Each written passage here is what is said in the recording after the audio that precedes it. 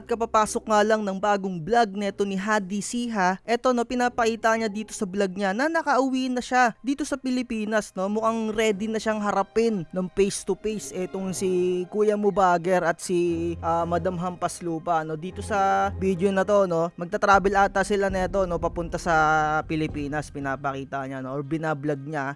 Isang oras pa lang ang makalipas nung in-upload niya to, no. Mukhang magkakaharap-harap na nga to sa korte, no, etong si Hadi at etong si Madam Hampas Lupa, no. At yung kung naaalala nyo, no, yung sinabi niya dito kay Kuya Bager na abangan niya daw yung pagkakaharap-harap nila. So eto na, on the way na sa Pilipinas, no. At parang nasa Pilipinas na nga talaga. Eto, no, landed na.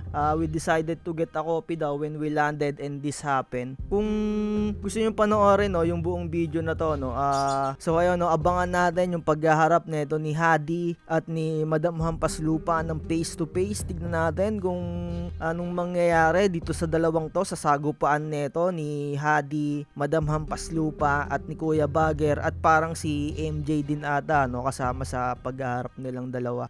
Ayun, no, abangan na lang natin. 1 hour ago pa lang to nung in-upload niya sa kanyang Facebook page, no. So tignan natin. Eto nga, no, kaka-upload lang niya 2 hours ago. Ayan, medyo ayan, no, so wala na siyang masyadong parinig dito tungkol kay Madam Hampas Lupa, maliban na lang dito sa in-upload niya na to, yung video reaction niya na tungkol kay pangalan nito, kay Maka High Blood. Ayan, no, pero sa pagkakaalam ko nagkabati na sila ni Maka High Blood at neto ni Hadi, pero hindi niya ina-upload dito sa kanyang Facebook page, no, na nagkabati na sila. Hindi niya kiniklear, siguro para mapag-isip siguro rin yung mga tao na magkagalit pa rin sila na ayun nga, masyadong pinalaki na ito ni Hadi yung issue na sa pagsusot, na which is na si Hadi lang naman yung binabanggit niya, no. Medyo pinalala lang talaga na itong vlogger na to, no. Pero ayun nga, nagkabati na sila sa isang live stream nung isang vlogger din, pero hindi niya ina-upload dito. Pero sa YouTube, in-upload ata niya yung portion na nagkaayos na sila. Hindi ko lang sure, parang